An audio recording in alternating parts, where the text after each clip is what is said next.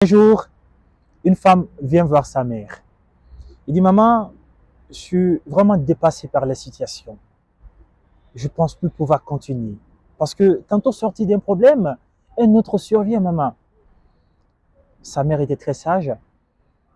Ne dit aucun mot. Se dirigea dans la cuisine, en se procura 3 chaudrons d'eau. Dans le premier chaudron, elle déposa des carottes. Dans le deuxième, des œufs. Dans le troisième, des graines de café. Les laissant bouillir sur la gazière. Au bout de 30 minutes plus tard, elle renversa les carottes dans une assiette, les œufs dans une autre, et puis le café dans une tasse. Elle dit à sa fille, qu'est-ce que tu vois? Maman, je vois des carottes, je vois des œufs, je vois du café. Approche un peu plus ma fille. Quand tu touches les carottes, qu'est-ce que tu constates? Elles sont souples. Et quand tu touches les œufs, qu'est-ce que tu constates? Ils sont durs à casser. Et quand tu goûtes à l'arôme du café, qu'est-ce que tu constates? Il a un goût agréable. Il dit, ma fille, tu sais, ces 3 corps ont subi la même pression ambiante. Les carottes, qui au début étaient très dures, mais face à la pression sont devenues souples. Les œufs, qui sont souples au début, avec une fluidité à l'intérieur, mais face à l'adversité, face à la pression, sont devenus très durs. Le seul qui n'a pas changé, c'est le café. Il est resté intact. Alors dis-moi, face à l'adversité, face à la pression, ma fille, lequel des 3 éléments tu as au juste? Et moi, je vous renvoie à la même question. Vous, face à l'adversité, lequel des 3 éléments vous êtes au juste? Les carottes, qui au début étaient très dures, mais face à l'adversité, elle est devenue très faible, et s'est ramollie. Ou bien vous êtes des œufs, qui au début étaient très souples, fluides à l'intérieur, mais face à l'adversité, est devenu très dur, mais sans changer de coquille. Ou bien vous êtes le café, qui, face à l'adversité, dégage toute son énergie, toute sa saveur et transforme son environnement. Vous savez, les personnes qui influencent notre culture et qui ont eu un impact sur l'histoire de l'humanité sont des personnes qui ont compris le pouvoir de l'adversité. Et c'est pourquoi dans cette vidéo, nous allons aborder cette thématique. Mais avant d'y aller, je vous invite vivement de vous abonner si ce n'est pas encore fait et de me laisser un pouce bleu si vous êtes gentil, car je sais que vous l'êtes. Et chaque vendredi, on s'est donné pour mission de vous délivrer de la valeur, car nous sommes vraiment convaincus que c'est par une amélioration constante et perpétuelle que nous pourrons déployer tout notre potentiel, afin que nous soyons aussi la meilleure version de soi-même. Let's go! Vous avez sans doute entendu parler du quotient intellectuel, du quotient social, du quotient émotionnel. Et aujourd'hui, nous allons parler du quotient d'adversité. C'est quoi le quotient d'adversité? Le quotient d'adversité, c'est la mesure de notre capacité à traverser les périodes difficiles, sans en perdre la tête. Face aux difficultés, qui abandonnera ses projets, ses ambitions, sa famille? Et qui envisagera même le suicide? Mais il faut noter que ce quotient d'adversité évolue en fonction de nos expériences et du développement du conscient. Il résume la résilience nécessaire pour affronter, s'adapter et sortir même fortifié face à l'adversité. Ce quotient n'est pas une question de survie, mais c'est la force florissante qui nous propulse au-delà du statu quo, qui transforme nos obstacles, les événements, à des tremplins pour la croissance personnelle. Si l'on compare la vie d'un homme à celle de l'ascension d'une montagne, on ressort 3 grands profils. Le premier, le véhilitaire. Le deuxième, le campeur. Le troisième, l'alpiniste. Le véhilitaire, c'est une personne qui ne gravit jamais la montagne. Sa trajectoire de vie, c'est le renoncement, c'est l'abandon, c'est l'évitement. Ces personnes sont animées d'une profonde et ténace angoisse et désespérance. Ce sont des personnes qui n'agissent jamais dans leur vie. Le deuxième, c'est le campeur.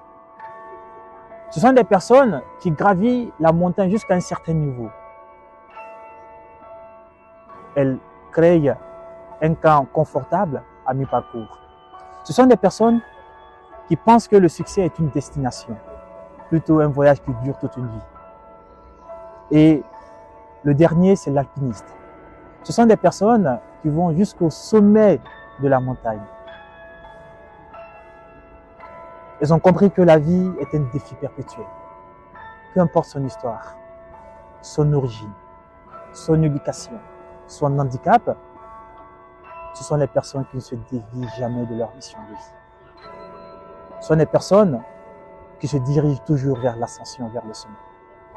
Et les personnes qui nous influencent aujourd'hui, ce sont des personnes qui sont déjà des alpinistes. Elles ne se fixent pas de limites. Elles vont au-delà du statu quo. L'appartenance, l'un ou l'autre de ces profils, se détermine en fonction de notre quotient d'adversité. Et ce quotient d'adversité se mesure en combinant les 4 dimensions de la psychologie humaine, que les psychologues appellent copie. Le contrôle, l'origine, la permanence et l'impact des événements qui nous arrivent. Et c'est quoi le contrôle? La personnalité de notre influence sur les événements. Et c'est pourquoi les stoïciens nous parlent de la dichotomie du contrôle. C'est quoi la dichotomie du contrôle? La dichotomie du contrôle, c'est une théorie de la philosophie qui nous permet de distinguer ce que nous pouvons contrôler et ce que nous ne pouvons pas aussi contrôler. Peu importe ce que les gens peuvent nous faire comprendre aujourd'hui, mais dans le monde dans lequel nous sommes, il y a des choses que nous pouvons changer, améliorer et pourquoi pas avoir un impact sur ces choses. Mais il y a ces choses aujourd'hui, nous n'avons aucunement d'emprise sur ces choses. Nous sommes à leur merci. Et cela nous permet de ne pas se fixer des attentes permanentes et pour ne pas finir dans une forme de frustration et de désolation. Et c'est pourquoi les sages ont très vite compris que le mal-être de l'individu se trouve entre l'attente et la réalité survenue. Les gens souhaitent vouloir changer les choses qui ne sont pas hors de leur contrôle. Et ils veulent que les gens réagissent en fonction de leurs désirs. En faisant cela, nous sommes dans une forme d'incertitude. Parce qu'on crée un certain nombre d'amertume, de désolation, et notre état intérieur et même notre bien-être émotionnel ne dépend plus de nous, mais plutôt du bon vouloir des gens. Mais comment pallier à cela?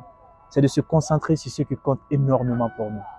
C'est de se concentrer sur ce que nous pouvons changer, sur les choses réellement sur lesquelles nous avons du contrôle. Et nous savons que vraiment sur ces choses-là, nous avons une emprise sur ces choses et qu'on peut vraiment les changer. Il y a l'origine.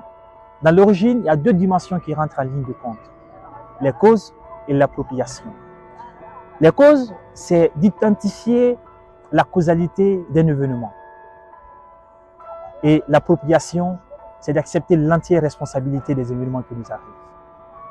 Au lieu d'être dans le déni, il faut réellement avoir une prise de conscience et se dire que les erreurs que j'ai commises, je peux vraiment les changer aussi et aussi pourquoi pas améliorer aussi ma situation. On peut être victime du racisme, ce n'est pas de notre faute, mais il est de notre responsabilité, de l'importance que nous accordons à ces événements. Aujourd'hui, les gens peuvent nous traiter de tous les noms, ce n'est pas de notre faute, mais il est de notre responsabilité, de l'importance que nous accordons vraiment à toutes ces actions qui nous arrivent au quotidien. C'est pourquoi Winston Churchill dit que là où se trouve le pouvoir, se trouve une grande responsabilité. Et moi, j'aimerais dire que là où se trouve une grande responsabilité, se trouve un grand pouvoir. Parce que au moment où on commence à prendre la responsabilité sur notre vie, on commence à voir, accepter tout ce qui se passe dans notre vie, être maître de nos décisions, de nos choix, le miracle se produit dans notre vie. Et nous avons un pouvoir sur le cours de l'existence de notre vie. Et puis il y a la permanence. C'est de comprendre que dans cette vie, tout ce qui nous arrive, peu importe la lourdeur d'un événement, d'une situation, il faut accepter que cet événement est juste temporaire. Et c'est pourquoi mon papa a l'habitude de me dire à chaque fois que son âme repose en paix, il me dit, et de peu importe à quel point tu es accablé aujourd'hui dans la vie, mais rends-toi compte que tout ce qui arrive n'est pas éternel. Et si ce n'est pas éternel, c'est que c'est éphémère. Ça finira toujours par passer. Et dans la vie même, ce n'est pas même les événements qui nous arrivent qui comptent, mais c'est notre attitude face à ces événements qui fait la différence entre la mentalité de gagnant et de perdant. Et c'est pourquoi on nous dit le plus souvent que l'attitude est plus importante que l'intelligence. Parce que peu importe ta clarté, ta façon de parler, ton éloquence, mais si tu n'as pas une attitude positive, si tu n'as pas un mindset élevé, si tu n'as pas une confiance en soi, tu seras toujours à terre face à tous ces événements qui t'arrivent. Et le dernier, c'est l'impact. Les événements qui nous arrivent, ils nous mettent à terre ou bien ils forgent notre caractère ou notre résilience. L'impact que ces événements ont sur notre vie, c'est de comprendre aussi à un certain moment que le verre qui est là, il est aussi à moitié plein. Moi, je me dis à un certain moment, peu importe à quel point la vie nous a trimballés, peu importe on est tombé parfois, on peut se réveiller. Parce que c'est en sortant aussi des sentiers battus que nous déployons aussi tout notre univers, tout notre potentiel, afin de changer aussi l'histoire des autres. Parce que en libérant notre lumière, nous donnons aussi la chance aux autres de briller. Alors, avant de finir cette vidéo, lequel des 3 éléments vous êtes au juste? Un campeur, un alpiniste ou bien un militaire?